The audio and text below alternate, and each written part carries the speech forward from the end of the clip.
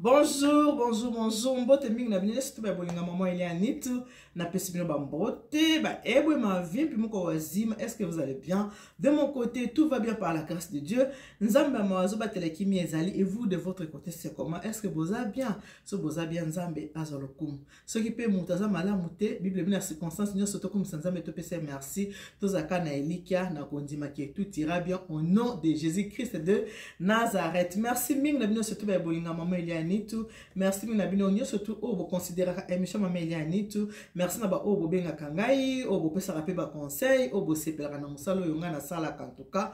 Je ne vis que de votre amour. Bo continuer toujours boyende ko sezamba liboso okutani na nga na za Maman Elianitu na saka musala na nga oyo ya. Préparons-nous pour le mariage. Émission na ngai ezalaka pona ko talisa na bana na biso oyo bakotina na ndako ya libala te o bazokende ko bala ndenge ni ba ko vivre vie na bango marital, vie de couple neni ba ko vivre ya malamu mais ezaka pe dakape ba o déjà baza na kati ndako ya libala po on apprend tous les jours o baza na kati ya mabala baza pe na posa ya koyekola. Merci beaucoup na bande ko nyo surtout o ba accompagnaka Maman Elianitu. Alors soko za abonné te na ko senga na yo o s'abonner na Elianitu TV. Soko aussi ko s'abonner ou activer cloche de notification pour que ozalaka notifier à chaque fois que émission ya sika ekokota na kati ya site na biso. Nalobaka boye soko za mutokanda kotala ngate po ko sepela na yo na ngate.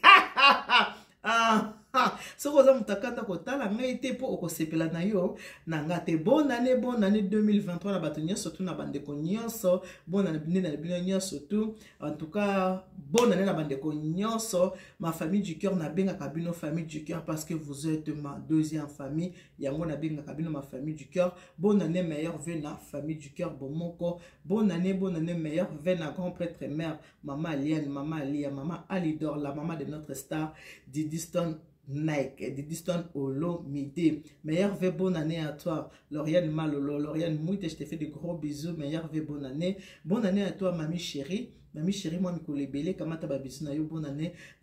Bonne année na maman na biso Maman Laure Mbongo. Bonne année Maman Laure Mbongo. Bonne année na yo, meilleure vœu na yo. Et puis na kati na équipe na yo mobimba po banzembo mikolo na équipe. Na koyekola. Na koyekola ngo banzembo na équipe en tout cas. Inspiration ezaka kana moni mosele keka. Kitoko bonne année, bonne santé na Maman Micheline Chabani. Maman Micheline, bonne année na yango wana. Maman Micheline Chabani, bonne année na yango wana. Bonne année à toi ma chérie Deborah Luando, maman ministre. Je veux dire Deborah Luando, moi c'est un ministre. Et on a pesi mes respects na papa Guy Luando. Mokonzi ba respect na yango wana ba meilleur vœu bonne année na yango wana na papa Guy moi j'invite les toya mokonzi wana na kati ya présidence. En tout cas meilleur vœu bonne année na bino. Pourquoi pas na Katumbai ya bata mama Agnès ba bonne année na bino yango na meilleur vœu makolo eza na nzela kala mingi te makolo eza na nzela. En tout cas merci beaucoup on ezaki pour na présenter na ba meilleur vœu na bandeko o ba portanga na cœur nde bino ba portanga na cœur ndenge ba portanga pe na kati ya mitema na bango to kende ko sola mo mukende boyebi mingi Maman Elianitu na sola kana bino makambo oyo etala makambo ya famille, makambo ya foyer, makambo ba couple yango nde oyo mingi to sola na kati ya Elianitu TV. Sokata ya moto devie mo mketo kende pe na moi kota ba polémique le roi ba nenga mususu mais to tourna katozonga toujours na kati ya concept na biso ya préparons-nous pour le mariage.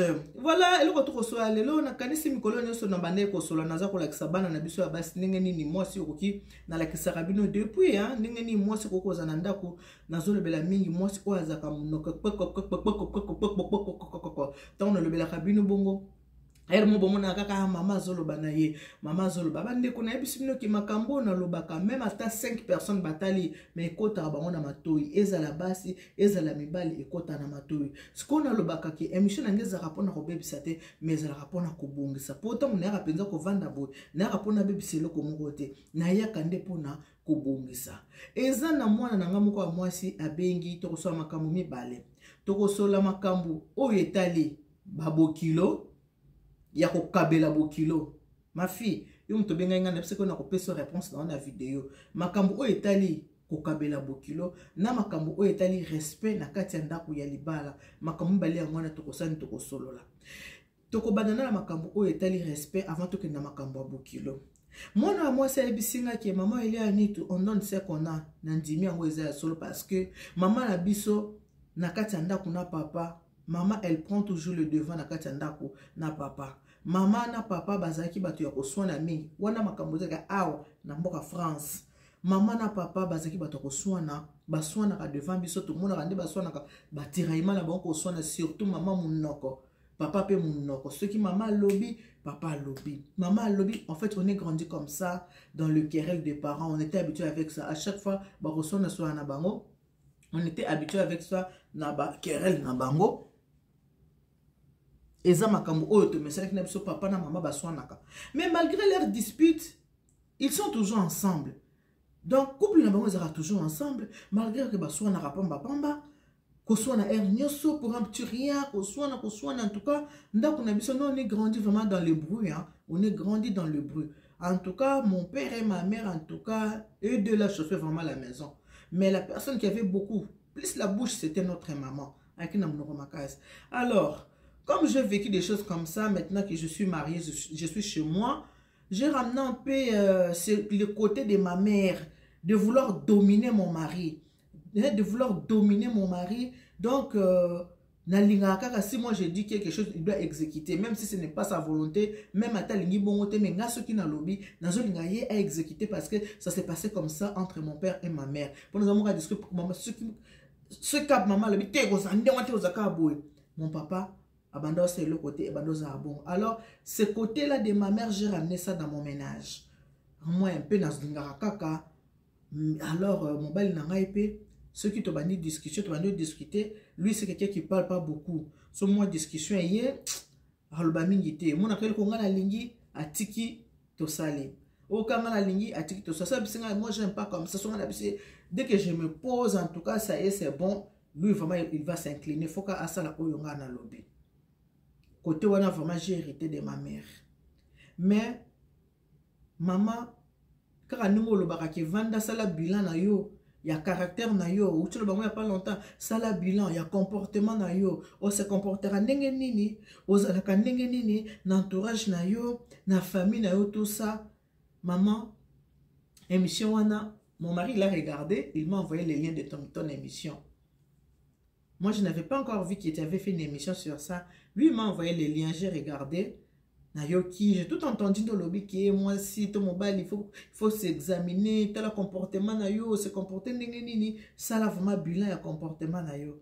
Tant on a telle émission na yo qui makambo au lobby na se sentir un peu na sali peu moi bilan na ya comportement na tel un peu ndenge na zalaka na ça un peu déjà un peu chaud mon mari a ça moi za calme nga na genre bato bazalaka chaud. Après il m'a fait asseoir boito vendu. Abi, est-ce que tu as bien émission on a outil côté de la yo? Oui Nathalie. Alors je te demande de faire le bilan de ton comportement. Ça là un bilan comportement na yo, on se comportera ndenge nini, ozalaka ndenge nini, ce que ça li bilan comportement, n'a pas na ça le bilan comportement, to kovanda to dialoguer parce que dans un couple c'est toujours le dialogue. On nous demande de dialoguer. Un couple sans dialogue c'est un couple mort, c'est un couple foutu. Couple fait un dialogue. Voilà mon bal singi na moi sinae. OK. Moi, c'est à Vandé. Bon, je suis prête à te solo là. On va la lobby. Est-ce que ma défaut na yo? Au monde, ma défaut na ozaranango. Moi, c'est non, moi, je ne vais pas aller sur 4 chemins. Dis-moi, c'est ce que tu as à me dire. Si tu as des reproches à me faire, tu peux me le faire. Vraiment, je suis prête à entendre tout ce que tu as à me dire. On va la lobby. Au ça lobby, tu sais. Nga naza na moto douceur. Oye bien, mo bien na moto douceur. Na linga kabaje makasi te. Je me suis jamais battu depuis que je suis sur cette terre. J'ai grandi avec mes frères et sœurs. Oui, des petites discussions. Ils ont raté na kati ya bande koso beaucoup là. Mais yo façon yelanga ou yela makamuko ya koswana un jour et moi un jour maman la kanga ki kotuna kanga ki na bilamba. Abi moni mukolo kanga na bilamba. Mukolo wana na zeki na kanda moko okoko yebate. Mais kanda na ngala mela kango. En fait, si je peux te dire quelque chose, je ne suis pas trop vrai avec toi, c'est moi aussi. Caractère ne c'est là comme hypocrite. Mon bal c'est moi aussi. Caractère na yo et c'est là comme hypocrite.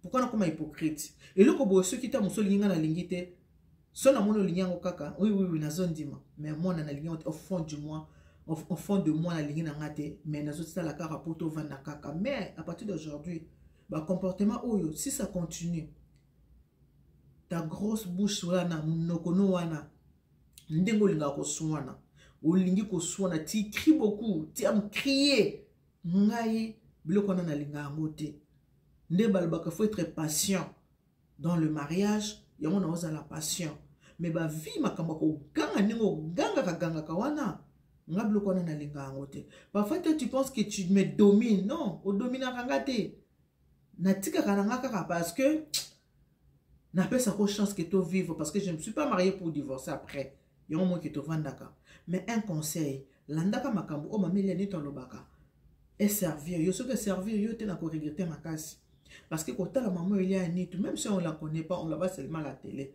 sa façon d'être sa façon de parler on voit c'est quelqu'un de bien nanabi ah merci pour na fleur au bobo kelinga même si mon bien en tout cas merci pour na fleur au bobo kelinga donc moi la mobile a réclamé que olingi koganga trop oza agressive nga naza agressivité tu es trop agressif olinga ko agresser nga olinga oganga gangaka olinga ko zo ba décision olinga ko zo le devant na makamunyo surtout et moi j'aime pas comme ça et comme ça un peu hypocrite or j'aime pas l'hypocrisie il faut tout vivre comme tout faut ça la vrai en amour il faut être vrai moi si faut ça vrai na mobile il faut ça la vrai na moi c'est mais yo comme ça hypocrite à tel qu'on a la limite na zotika pourquoi parce que j'aime pas qu'on se dispute tu aimes trop de disputes et moi j'aime pas comme ça yangwana maman Eliane ce que je fais dans le lobby et nae ko sala siko examen de conscience ngabi ah donc ndenge na créer nanga na zala tout ça non faut c'est ça même sur les enfants c'est moi qui prends toutes les décisions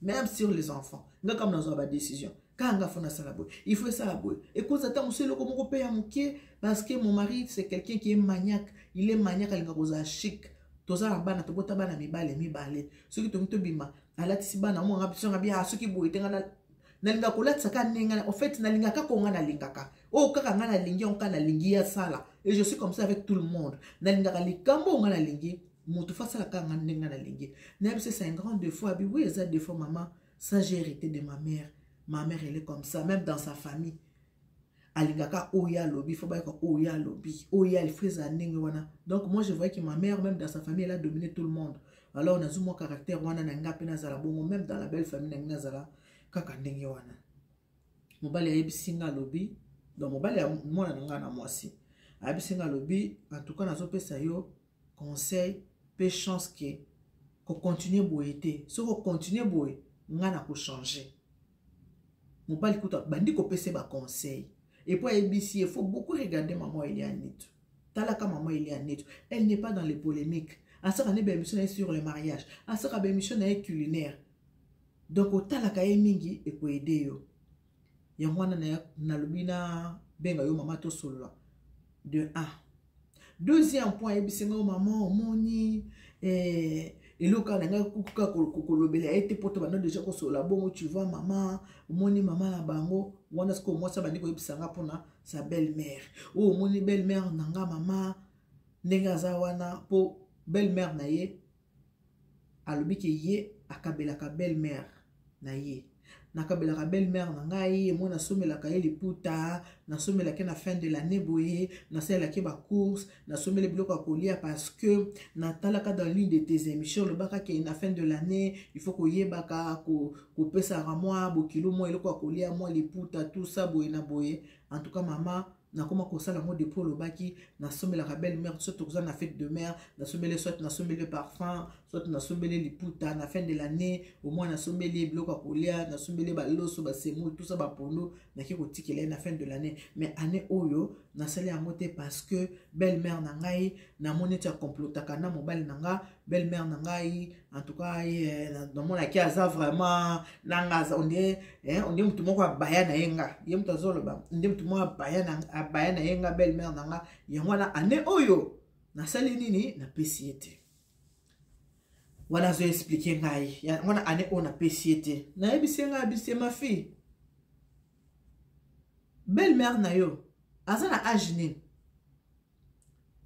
abi na nga belle-mère na nga a déjà 60 ans ngabi ana 60 ans na tuni ça fait combien d'années yo zana mobile na yo abi ça fait 6 ans Nathalie sienga abi bongo mutu aza na 60 ans yo libalo sali kaka 6 ans Est-ce que au lieu si penza belle-mère wana, belle-mère a 60 ans. Yo au salika 6 ans na mwana na ye. Au kanisi moi parfait na yo, moi liputa na yo, oza kope sa belle-mère. C'est rien. Na ane pese liputa mbala moko, na ane pese parfait mbala moko, na ane fin de l'année osomele moi loso, loso mo zala combien? Semoula mo zala combien? Carton mo sosa wilki ezalaka combien? Soko osomeli. Osele loko moko na kati ya vie ya belle-mère na yo te. Na yebisi eloko moko osali na vie ya belle-mère na yo ezate 6 ans, mouta na 60 ans, yo yebeka côté ya vie ya moi na ye, il y a de cela 6 ans. Au kabele pendant 6 ans, mais c'est rien. Au cours tout à tout l'autre qui na kabela qui coûte n'engagez na année on a PCT pour na moni aza hypocrite, na moni vraiment tia bayanga ne tpeza lingangate. Na yebisi mais wana yo moko mutozo bebisa. Ya za mama bokilo, yo ndozo bebisa. 6 ans na yo kabele une fois na année zé eloko moko ta. Nga bisi lo ce qui nous allo c'est ça la belle-mère na yo le côté liputa na yo c'est la belle-mère le côté pour alata monta déjà na 60 ans 11 à la 70 80 mon koliwe voya sanini akende donc osé le comment malongo ça il était ya on a pesa bino conseil bandeko bota langa surtout bana nanga ba jeune nanga bana nanga obolinga mama ile anitu na yebisa kabino na zo yebisa kabino na lobaka pe na bandela kake moi si oyo babali asala ka guerre na belle-mère na été auto bengi bokilo basala ka bitumba na bokilo te jamais moi c'est libala ko sala bitumba na bokilo olonga okolonga te okolonga mama bokilo te moi c'est ko kolonga mama bokilo azate biso nyoso opa ba mama bokilo to zakana lozito ba Congo ozaka na komikitisa mama o aboti mobile ba mikitisa kaka pa ya mama nalobaka ba semeki babonga libala te semeki boko opotana makobumelo libala ta ko vandisa ndeko nete ke yo frère nanga ngalo bana za sunde konote ou bien moi solo bien leki no bien ya na yo wane simbaka te mais mama bokilo te bo respectera ba mama bokilo. Oh, ma belle-mère, elle est un peu chiante. Yo que non, bala moi, mon qui chiante. Mon bala qui belle-mère, au bala qui m'a bokilote, au bali moi nanaye. Il faut accepter nenga zali. Tant yo au bali na opé sabino sous conseil, vous en a 4e choix pour pour le mariage. Bana nanga ya basi. Tant yo bali, mon bali a bali yo. Au côté na famille moko. Yonde, ça te de t'adapter. Oh, adapter mode de vie à famille wana. Okota na kati na bango adapter ndenge nini bango ba vivaka. Yope okota na kati ya famille na bango. So na kana conseil mo na pesa kabino na baake. Semeki ba komisa ki camarade te. Semeki aza semeki faut que tu place ne ya semeki. Belle-sœur na yo, beau-frère na yo, vous en avez respect na bango, c'est mon beau-frère, c'est ma belle-sœur, vous en avez limite. Et puis conseil gratuit. Okokoza na camarade ou ta camarade ya belle-sœur na yo. Camarade na yo asa camarade ya beau-frère na yo. Yo na belle-sœur na yo bokoza na ba ami en commun te. Yo na beau-frère no bokoza na ba ami en commun te. Eza mabe alors mabe. Eza ka bien te. Kozala te oza camarade nanga ape camarade ya semeki nanga. Mabe makasi. Po oya bandozo pa na yo akina pa semeki. Azo pa semeki aye pa na yo. Ako comme élément perturbateur. Akobana ko perturber bino. Il ko na fo osaka na très attention. Camarade na yo à cause de camarade à semeki na yo te. Camarade à semeki na yo à cause de camarade na yo te. Aza muta bonjour moni santé boza bien. Bon malam ça va tout va esukeli wana. Mais beaucoup oza la camarade te. Na pesa bino toujours conseil wana. Et puis belle maman basala ki garte. Maman bokilo ba buntseke bitumba te. Ata soko zo kabela ye, ata sozo pese nini. Aza maman, faut que tu aies place à bon maman, à côté la maman bokilo ba bundisa kaete, basala kana guerre d'esprit te. Maman bokilo, olingo ba taliba na yo, il faut zana komi kitisa et pas ya maman bokilo na yo. La kisa ki ngape na za mwana lokola mwana o yo boti. La kisa gentillesse na yo, la kisa bolingo na yo. La kisa bolingo ki mama aza maman. Et puis pas maman bokilo pe, il faut zana pe na ba réserve. Ozana makambo ko yebisa maman bokilo, non ko yebisa pe maman bokilo. Il faut zapper na ba réserve ba ndenge ni ko vivre pe na mama bokilo. Conseil na zo pesa bino ba jeune bana nga obokoti mabala sika yango wana. Siko to kesko côté bino ba mama. Bo moni bino ba mama obozaka munoko. Mama oza munoko, mama omesana ko swana, mama omesana ko finga, mama omesana bitumba, mama omesana mesana koloba trop. Moi na tango azokola na yo azomona peut-être que eza bien bizaleli oza nango mwana azwi bizaleli no côté nango ya mabe amemi yango epa na ye mais yo sikoyo mama mobali na yo oyebi ndenge odomina mobali na yo oyebi nde bovandaka na mobali na yo mobali no amesana peut-être pe nde boza wana okomona ta mosusu yo dominaka bongo parce que ta mosusu yo yaka na ebele koleka mobali po toyebi via poto ndenge ezalaka ta mosusu yo na ebele koleka ye ta mosusu yo moto mema mobali donc makambo ezaki ebele sikoyo mwana alandi bizaleli wana ya mabe bizaleli wana mwana amemi yango pa mobali ne metala mobali alobi ke ngai nakoka kosupporte boye te na 6 ans oyo tovandi na bakomportement boye agressivité oyo ngai nakokoka yango te sikoyo c'est plus fort que ta fille mama yo mpo kotalanga po mwana baki na baki so nasali émission abi mama so sali émission na otindela mama na nga lien po mama na nga pa yoka agressivité eza mabe makasi bana batalaka makambo ezoleka na ndako mama fingi papa yango ekamba lobi mama ta fingi papa papa kipaka te yeke kofinga mobali ekipe mama ta kanyi mobali na bilamba papa basona kisili mais ye mobali azo supporta ngo te bakanga makabinemi na ndenga osakana te mwasi na mobali bokokanga mabinemi te libala eza eloko ya esengo yango na bamama oyo bozana na bakomportement ya boye boza na bana baza mike bolinga te bobundaka na miso ya bana bolinga te bosonaka na miso ya bana bana bamonaka badiscussion badispute na bino bakofinga na ya bamama na ya bapapa na miso ya bana eza mabe parce que bana bazokende koreproduire makambo bino bozosala nzoka yo mobali na yo asamesana na vie wana mais mwana epai ake kobala mobali makambo wana azokoka ngo te akokomesana ngo te ekobebisa libala mwana yo lobilobi okomona mwana kabwana mobali azosi mobali mosusu parce que mobali nyonso alingaka kimia mobali alingaka mwasi ya monoko te tout kompe mwasi alingaka te mobali oyo afingaki mobali mpe alingaka te mwasi oyo afingaki babolingo eza na ndenge na ndenge yango na oteya na bana nga botalanga me bandeko boza mikolo ata soki oza nzete ya kotengama ke osi otengama mais malgré konyoloka te mais sala effort oloba te na continue babizelela boye te eza mabe mpo bana nanga bakende reproduire yango lobi ekute bango na kati ya bavi na bango agressivité ezala mpona mwasi te mwasi abongaka te azala agressive mwana mwasi basali azala na douceur mwana mwasi fo ozala na douceur mobali akoza ne motu mais douceur na yo mwasi ekosala nini ekokitisa mobali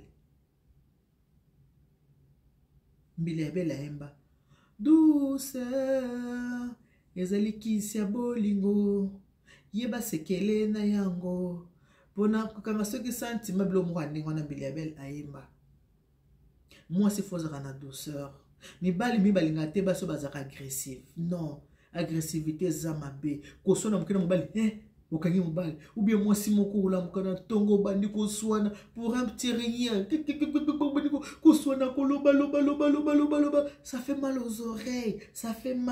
aux oreilles tomonaka bana ya mike awa bomonaka bana awa bazalaka ana poto ata papa na mama baosolaka tu me fais mal aux oreilles tu me fais mais pourquoi tu cries nga na mona mwana bakoko sotama mami me parle un peu plus doucement oswa na téléphone. Mais maman, mais pourquoi tu parles fort? Yo mon akoloba makasite. Mais mamie, tu parles fort, parle un peu doucement, mamie. Oh, ozomona. Bana bazo boya.